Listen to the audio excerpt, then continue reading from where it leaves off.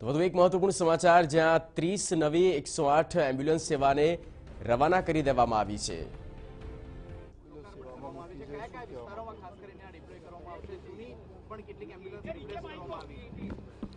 ગુજરાત રાજ્યની દર્દીઓને સેવા કરતી 108 એમ્બ્યુલન્સ સર્વિસની ખૂબ સફળતા અને લોક ઉપયોગિતા સાબિત થઈ ચૂકી છે।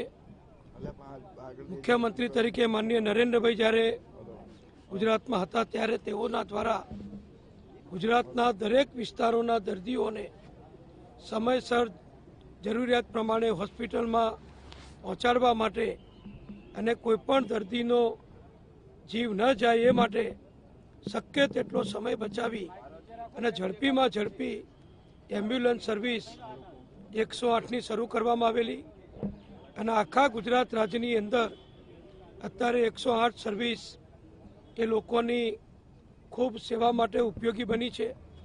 જ્યારે પણ કંઈ પણ જગ્યાએ કોઈ પણ પ્રકારનો અકસ્માત થાય તો તરત જ સામાન્યમાં સામાન્ય નાગરિક પણ 108 ઉપર ફોન કરે છે અને બધાને ખબર છે કે રોડ અકસ્માત થયો હોય, કોઈ બીજો બિલ્ડિંગ કે કોઈ વસ્તુ ધરાશાયી થઈ હોય, મિલકત એનો અકસ્માત થયો હોય, કોઈ નદીમાં તળાવમાં ડૂબી ગઈ હોય, કોઈ જગ્યાએ આગ લાગી હોય, કોઈ પણ પ્રકારનો અકસ્માત હોય, તરત જ બધા જ નાગરિકો 108ને યાદ કરે છે।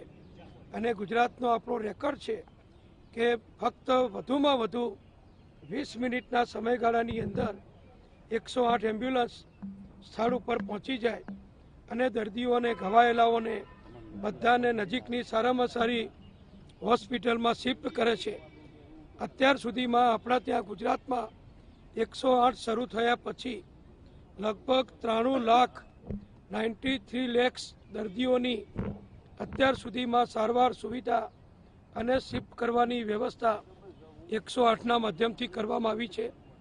અનેક માતાઓની પ્રસૂતિ સમયે છેલ્લે જ્યારે એમ્બ્યુલન્સ બોલાવે ત્યારે ગમે તે વિસ્તાર હોય, દિવસ હોય કે રાત હોય, 24 કલાક દરમિયાન સતત સેવા આપતી એમ્બ્યુલન્સ એ પ્રસૂતિ માતાની સેવા માટે પહોંચી જાય છે। અને ઘણા એવા કિસ્સા પણ બન્યા છે કે બાળકીનો જન્મ એ 108માં સફળતાપૂર્વક થયો હોય એટલે દર્દીઓનું, માતાનું, બાળકનું જીવન બચાવવામાં પણ એમ્બ્યુલન્સ ખૂબ મહત્ત્વની છે। આપણી બધી જ એમ્બ્યુલન્સમાં મોટાભાગે આધુનિક સાધનોની વ્યવસ્થા કરી છે। લગભગ 165 કરતાં વધુ એમ્બ્યુલન્સમાં વેન્ટિલેટર સહિતની સુવિધા પ્રાપ્ત કરાવી છે।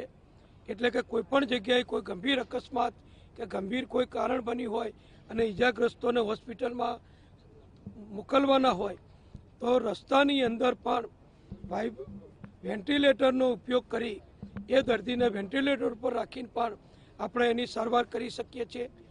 એમ્બ્યુલન્સની અંદર અમારો જે સ્ટાફ છે એ પણ અનુભવી અને તાલીમબદ્ધ સ્ટાફ આપણે રાખીએ છીએ અને અકસ્માતના સ્થળથી હોસ્પિટલ પહોંચતા સુધીના સમયગાળામાં પણ આ અંદરનો જે અમારો સ્ટાફ છે એ દર્દીની સારી સારવાર થાય, દર્દીને રાહત થાય એ પ્રકારના ઇન્જેક્શન, ઓક્સિજન, વેન્ટિલેટર અથવા અન્ય પ્રકારની તમામ સુવિધાઓ ચાલુ મુસાફરી દરમિયાન જ પ્રાપ્ત કરાવે છે। અને આજે આપણા ગુજરાત રાજ્યમાં 587 108 એમ્બ્યુલન્સ કાર્યરત છે। આજે 30 જેટલી નવી એમ્બ્યુલન્સ સર્વિસમાં જોડી છે અને જે વિસ્તારોમાં, જે જિલ્લાઓમાં અગાઉ ફાળવેલી એમ્બ્યુલન્સની આયુષ્ય મર્યાદા કિલોમીટરની દ્રષ્ટિએ પૂર્ણ થઈ હોય ત્યાં દર્દીઓની ઝડપથી સારવાર સતત ચાલુ રહે, સેવા ચાલુ રહે એ માટે નવી એમ્બ્યુલન્સ આજે 30 જેટલી ફાળવી આપવામાં આવી છે। આપણે ગુજરાતમાં એ પણ આનંદ છે જણાવતા નાગરિકોને કે દરિયાઈ વિસ્તારમાં આપણા માછીમારો દરિયામાં વહાણવટું કરે છે, માછીમારી કરે છે, દૂર દૂર સુધી જાય છે, તો એમને પણ બોટની અંદર, નાવની અંદર 108 પ્રકારની સર્વિસીસ દરિયામાં સેવાઓ પ્રાપ્ત થાય એ માટે 2 બોટ દરિયામાં પણ 108ની આપણે કાર્યરત કરી છે અને પણ એનો પણ લાભ બધાને મળે છે।